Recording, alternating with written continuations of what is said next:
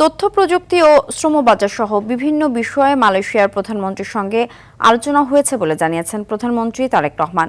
বাংলাদেশিদের জন্য শ্রমবাজার উন্মুক্ত করার পাশাপাশি অবৈধ অভিবাসীদের বৈধ করার জন্য মালয়েশিয়া সরকারের প্রতি আহ্বান জানান তিনি। দেশটির প্রধানমন্ত্রী আনোয়ার ইব্রাহিমের সঙ্গে একান্ত বৈঠক শেষে যৌথ সংবাদ সম্মেলনে কথা জানান তারেক রহমান। রোহিঙ্গা সংকট সমাধানে বৈশ্বিক জনমত গড়ে তুলতে মালয়েশিয়ার সহযোগিতা চেয়েছেন বাংলাদেশের সরকার প্রধান। মাইদুর রহমান রুবেলের রিপোর্টে বিস্তারিত। প্রধানমন্ত্রী তারেক রহমান ও স্ত্রী ডক্টর জুবাইদা রহমানকে পেরদানাপুত্র ভবনে অভ্যর্থনা জানায় মালয়েশিয়ার প্রধানমন্ত্রী ডক্টর আনোয়ার ইব্রাহিম ও তার স্ত্রী ডক্টর ওয়ান আজিজা। এরপর উভয় প্রধানমন্ত্রী দ্বিপাক্ষিক বৈঠকে অংশ নেন। এ সময় দুদেশের স্বার্থ সংশ্লিষ্ট বিভিন্ন বিষয়ে আলোচনা হয়। পরে দুই প্রধানমন্ত্রীর নেতৃত্বে উভয় দেশের মধ্যে প্রতিনিধি পর্যায়ের বৈঠক অনুষ্ঠিত হয়, যাতে উঠে আসে দ্বিপাক্ষিক সম্পর্ক এবং আঞ্চলিক ও আন্তর্জাতিক বিষয়গুলো। আমরা দ্বিপাক্ষিক সহযোগিতা নিয়ে আলোচনা করেছি এবং আঞ্চলিক ও আন্তর্জাতিক পরিস্থিতি সম্পর্কে মত বিনিময় করেছি। দ্বিপাক্ষিক পরামর্শ সহ বিদ্যমান প্রক্রিয়াগুলোর মাধ্যমে সম্পৃক্ততা বৃদ্ধিতে একমত হয়েছি। আমরা দ্বিপাক্ষিক বাণিজ্যের প্রবৃদ্ধিকে স্বাগত জানাই এবং বাংলাদেশ মালয়েশিয়া মুক্ত বাণিজ্য চুক্তি FTA নিয়ে আলোচনাকে এগিয়ে নেয়ার বিষয়ে সম্মত হয়েছি।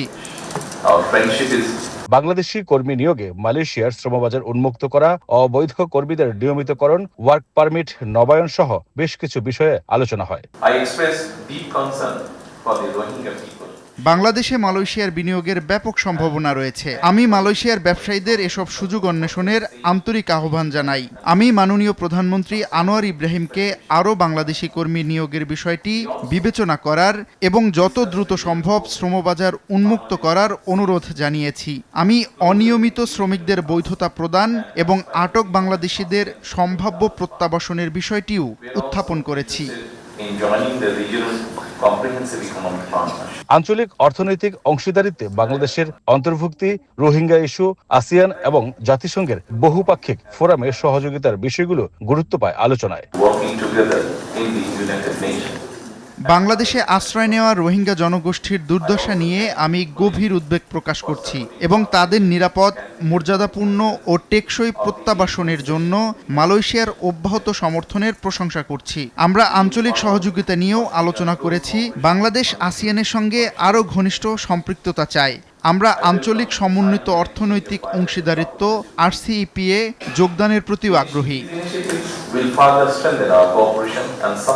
এছাড়া সংস্কৃতি বিষয়ক একটি সমঝোতা স্মারক স্বাক্ষর, সন্ত্রাসবাদ দমন বিষয়ে একটি দ্বিপাক্ষিক দলিল বিনিময় করা হয়।